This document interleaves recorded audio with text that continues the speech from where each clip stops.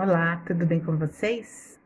Mais uma vez nós estamos aqui para falar sobre os grandes nomes do Espiritismo, que faz parte da série Espiritismo e Ciência.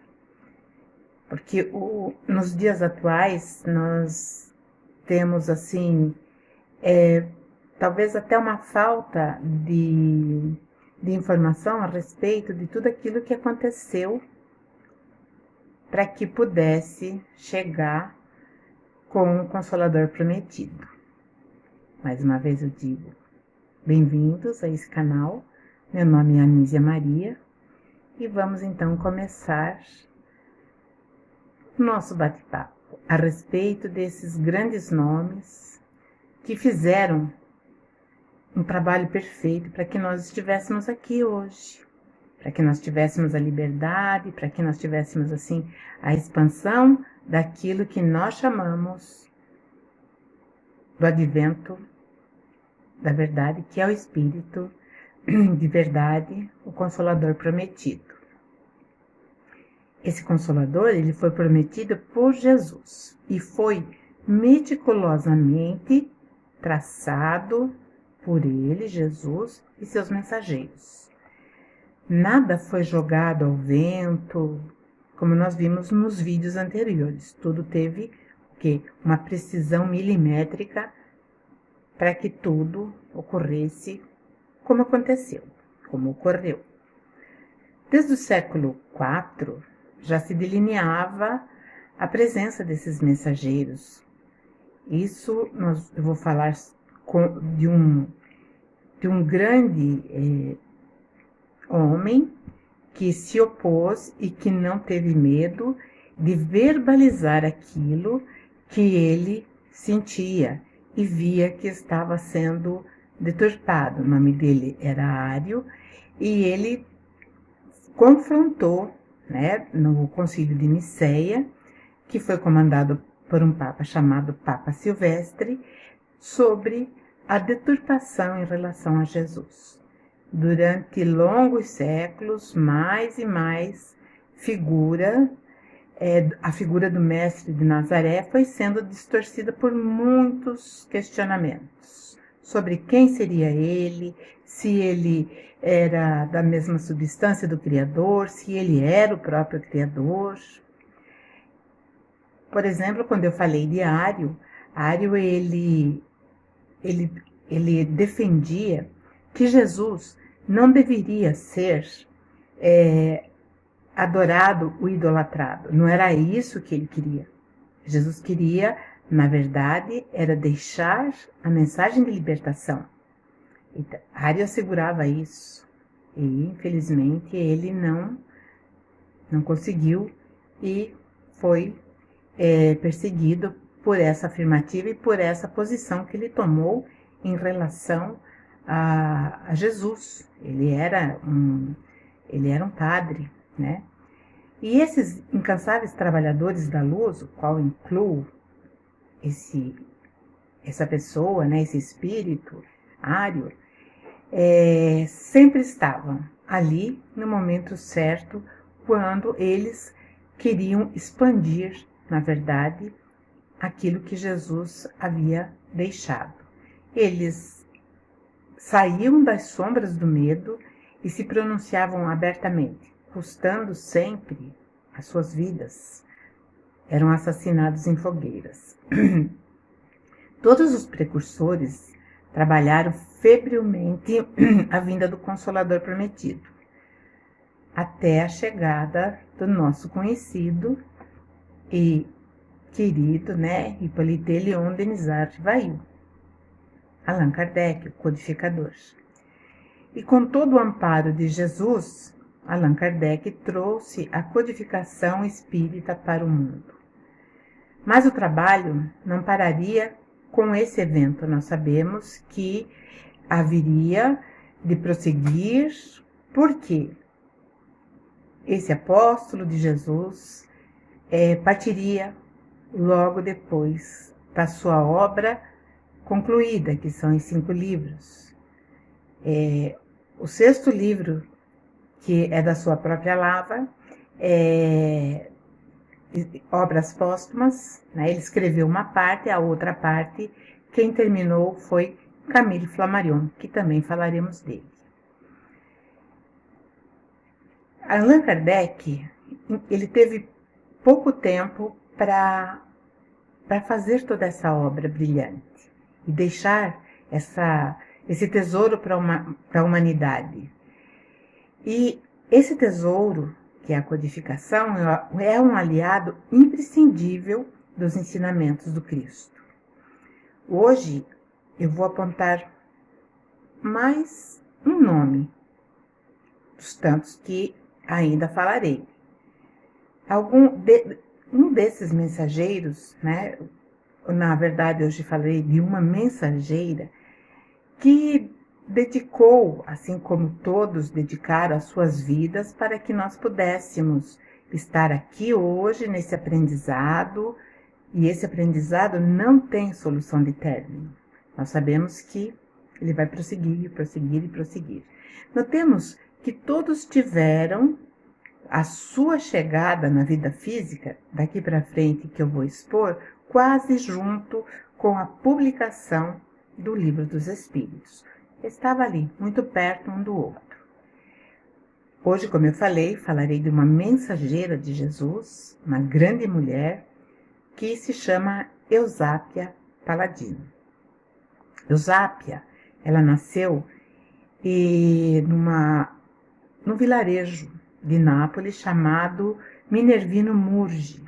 Ela nasce em 1854 e ela vai desencarnar em julho de 1918. Então, como vocês viram, ela nasceu 3 anos antes da publicação do Livro dos Espíritos.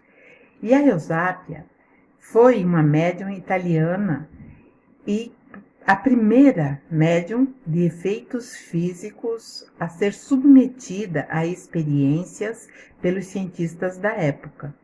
Vou citar alguns deles que fizeram todo o estudo aprofundado com essa mulher, que na verdade não era uma mulher, ainda era uma menina, era uma adolescente. Temos entre os cientistas, que também nós falaremos depois, Alexandre Asakoff, César Lombroso, ou Cesare Lombroso, Charles Richet, Enrico Morselli, Pierre Curie e outros. Tudo isso é muito enriquecedor. Eu acredito que quando nós vamos percebendo o esforço desses pioneiros, nós vamos notando que eles abriram o caminho para nós. Hoje nós podemos trabalhar tranquilamente numa casa espírita, sabendo, fazendo todos os cursos, né, que estão ligados a todos esses conhecimentos, e podemos então trabalhar hoje com tranquilidade por esses pioneiros.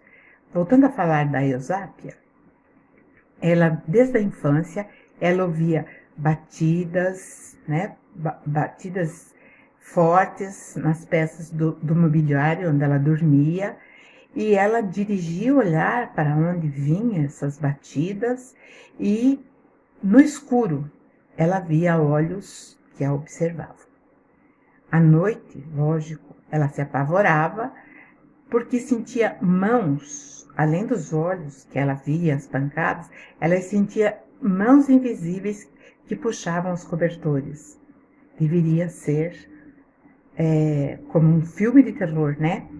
E um pavor muito grande deveria invadi-la, porque ela era ainda uma criança. Sua mediunidade eclodiu no ano de 1868, quando ela estava com apenas 12 anos. Todas essas sensações ela sentia antes disso. Nesta época, quando ela tinha 12 anos, ela já era órfã de pai e mãe.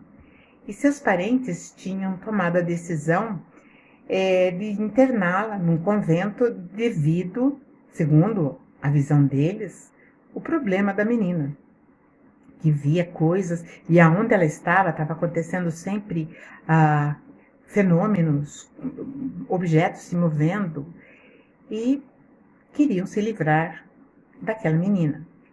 Muito cedo, por conta dessa própria rejeição familiar, Eusápia se casou com um rapaz chamado Rafael Deudais.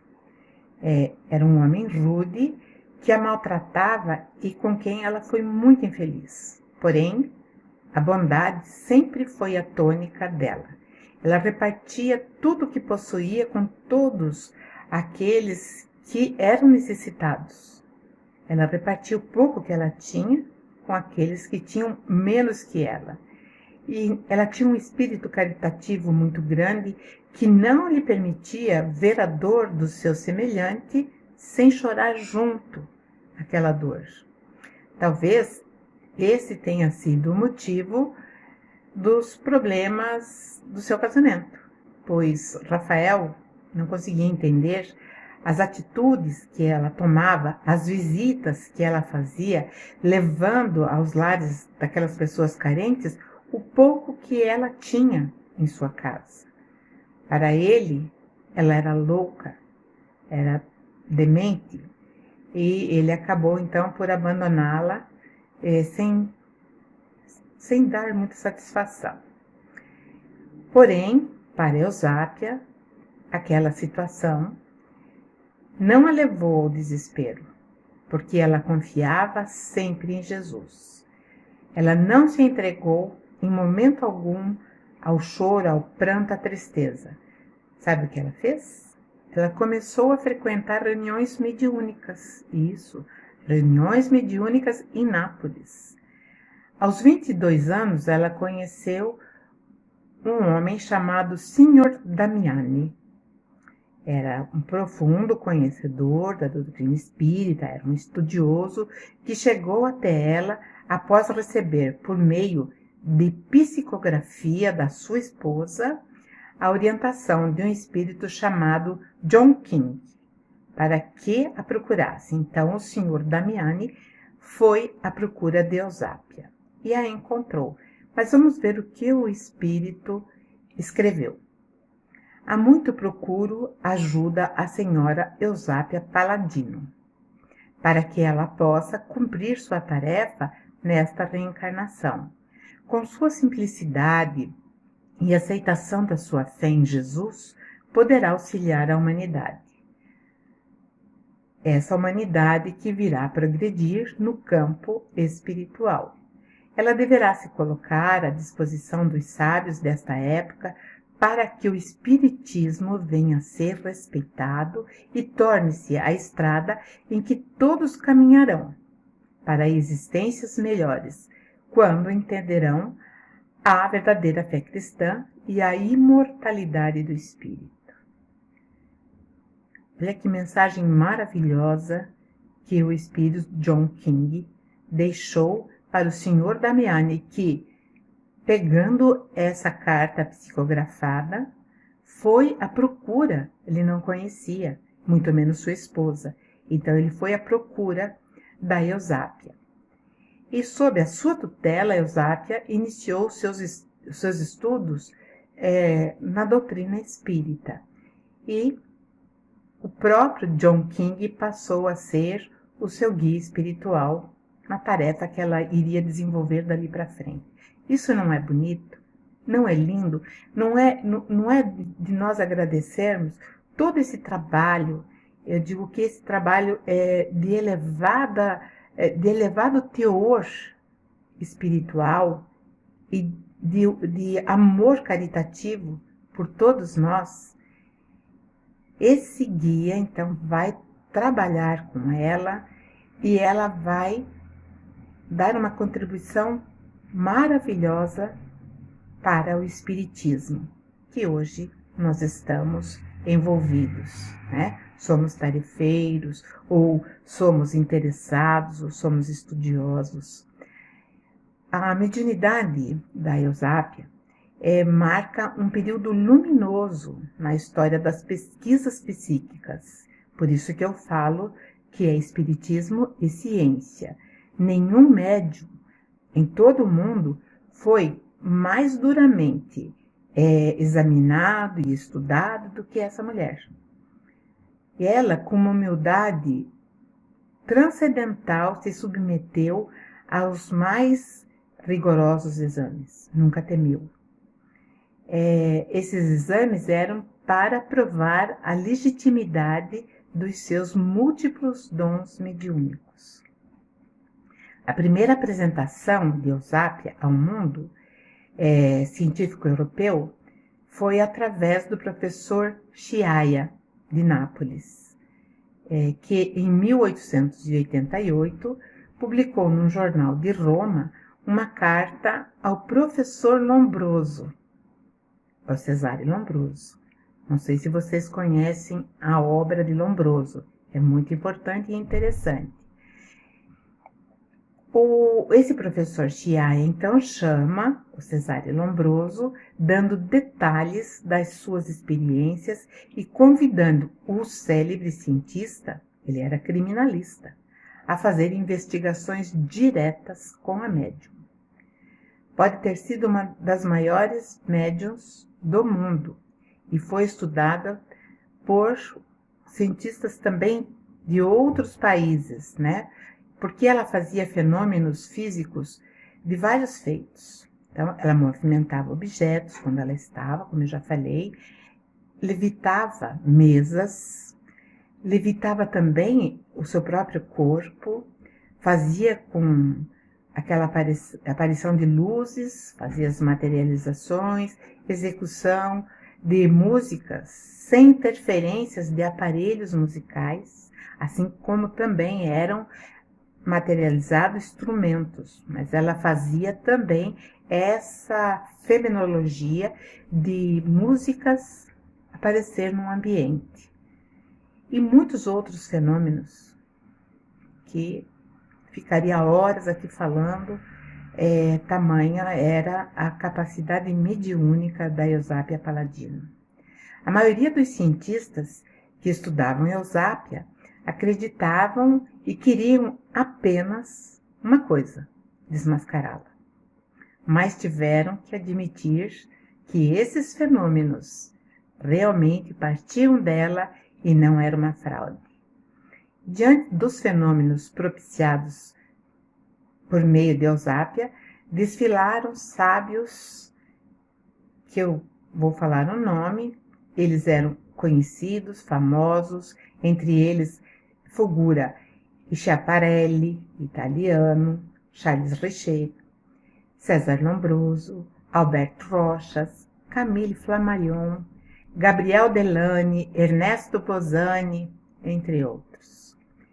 Em 1891, Cesare Lombroso aceitou o convite e, em fevereiro daquele ano, ele fez sessões com ela em Nápoles. Ele queria, na verdade, como eu falei, ele era um causídico, ele queria, na verdade, desmascarar a Eusápia. E sabe o que aconteceu? Ele abraçou o ideal espírita. Confessou: lamento haver combatido com tanta persistência a possibilidade dos fatos chamados espíritas. Através da médium, chegou até a conversar com o espírito materializado da sua mãe, ou seja, uma prova cabal de que ela não recorria a nenhum artifício para enganar quem quer que fosse. Todos ficaram perplexos diante da fenomenologia mostrada pela médium, sendo que o Lombroso ficou convencido e entristecido também, porque, infelizmente, como nas palavras dele, muitas vezes ele combateu ferreamente os fenômenos espíritas, assim como o espiritismo. Por incrível que pareça, essa grande mulher, ela era analfabeta, era de uma bondade extrema, como eu já falei, e ela mesma deixou gravado através das suas palavras que alguém anotou como foi a eclosão da sua mediunidade. Então ela deixa, né? Isso através de alguém que escreveu. Ela diz o seguinte: na época em que comecei a participar de sessões espíritas, estava em Nápoles. Estava em Nápoles uma senhora de origem inglesa que havia desposado um napolitano, que eu disse que era o senhor Damiani. Damiani era um irmão de um deputado, que naquele tempo, quando ela estava escrevendo, ainda era vivo. Esta senhora era apaixonada pelo espiritismo. Essa senhora era inglesa. Um dia em que ela participava de uma sessão, foi-lhe dirigida uma mensagem escrita dizendo que havia chegado há pouco a Nápoles uma pessoa que estava em determinada rua, colocou o nome da rua, deu o nome da rua, deu o nome do número e deu o nome dela, que se chamava Eusápia, e que ela era uma médium poderosa nesses efeitos. E o espírito comunicante, como eu já falei, John King, dizia, disposto a manifestar e com fenômenos maravilhosos. O espírito não falou a um surdo, porque a senhora quis verificar imediatamente a veracidade da mensagem e se dirigiu diretamente ao endereço onde eu morava. Subiu ao terceiro andar, bateu na minha porta e perguntou se ali morava uma certa Eusápia. Eu disse que sim, que era eu. Nós nos encontramos e que jamais eu havia conhecido sequer um senhor ou alguém ou um tal John King. Não fazia ideia. Nem desse mundo, dessa encarnação, nem de outro mundo, né, que tenha chegado ao meu conhecimento. E eis que mal me colocaram a uma mesa com esta senhora, e esse espírito, John King, se manifestou. E daí por diante, não me largou mais. E isso tudo, sim, eu juro. Ela diz isso com muita ênfase. É a pura verdade. Embora muita gente creia que eu haja ajeitado os fatos. Aí está como eu entrei nesse ingrato ofício que nunca desejei que existisse. Dizem que trabalho por dinheiro. Isso, ela sofreu muitos ataques. E diziam até na época que ela recebia por tudo que fazia. E é nessa carta, então, ela desmente. Quem o diz não me conhece. Por que deverei ter avidez de ganhar? Sou sozinha, sem filhos. Sou uma mulher que tem poucas necessidades. Por 1.000 liras por ano e até mais, me dava a quitanda que eu tive que fechar. Então, era o ganho dela em liras era 1.000 liras por ano, e ela teve que fechar, e continua a usar. E outra coisa, que tenho ganho com isso? Ser considerada digna de me tornar conhecida por uma sociedade ilustre que nunca tinha sonhado que existisse. Ela desconhecia essa camada social. Se continuasse a ser modesta, mercadora, eu jamais saberia que eles existiam. Não tinha noção. Continua Eusápia. Porém, digna, que quer dizer digna eu me julgo por possuir o dom da mediunidade, mas digna sempre terei sido, porque quando uma filha nasce de pai e mãe honestos e se comporta sempre corretamente, é digna de tudo. Em determinado momento da vida de Eusápia, ela estava cansada das calúnias e injúrias a seu respeito. E ela desabafa, né, a um colunista de um jornal da região. Então ela diz assim: dizem tudo que tem é feito por dinheiro, quem assim me descreve não me conheceu antes, porque eu continuo sendo a mesma que sempre fui, continuo pobre, cuidando dos que, como eu, vivem na miséria, Sou feliz assim. Se me propus a servir a uma causa justa, faço-o porque quero. Ninguém me obrigou. Sei que sou testada por grandes figuras, famosas por seus méritos. Aqueles cientistas que nós vamos ver, um por um, como se comportaram depois da experiência do contato com Eusápia. Aí ela prossegue. Fiquei rica, sim. Enriqueci. Rica de conhecimentos para quem, como eu, não aprendeu a ler e a escrever. E hoje posso me considerar diplomada pelos muitos que esses novos amigos me ensinaram. Ela vivia rodeada de cientistas. Sou grata ao casal Damiani e aos professores. Aí ela lembra do Ercole Chiaia, que foi aquele primeiro, em 1988, que levou-a, né, para ser estudada.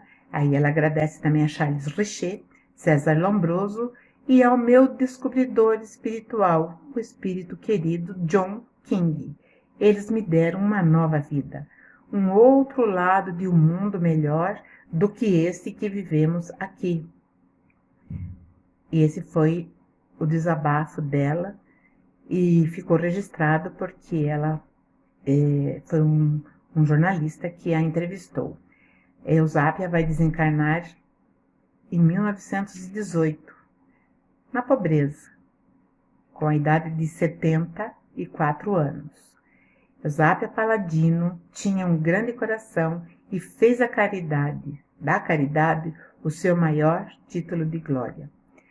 Agradeçamos a essa pioneira médium, que eu imagino hoje nós temos cursos nas diversas casas espíritas que nos ensinam como devemos nos comportar diante das nossas mediunidades ou no desabrochar delas, a educação que nós devemos ter. Essa mulher, ela não contava com esses recursos, mas ela teve que se autoeducar. Então, prova que ela realmente foi uma ferramenta usada por toda a equipe do Espírito de Verdade que veio nos trazer, né, a capacidade de nós prosseguirmos dentro dos ensinos do Espiritismo. E é dessa forma que nós vamos continuar vendo esses personagens que muito colaboraram para que nós aqui no Brasil, principalmente, recebêssemos a terceira revelação de uma forma muito mais ampla que na Europa e em outras partes do mundo. Tudo tem um motivo, tudo tem um porquê, que também nós veremos mais na frente. Tá certo? Então, hoje o assunto foi com essa médium maravilhosa, Eusápia Paladino, e semana que vem teremos esses cientistas que nós vamos ver, talvez 3 em cada episódio. Nós veremos o destaque e a ajuda que eles trouxeram para a humanidade. E foi, digamos assim, o Brasil o grande receptador dessa nova revelação. E nós agradecemos a todos esses espíritos que também nos envolvem e que estão aqui também nos proporcionando essa oportunidade de aprendizado, de entendimento, e por isso fica a nossa gratidão, a nossa vontade cada vez maior de servirmos na seara do Mestre Jesus. Obrigada a todos, até a próxima, fiquem com Deus.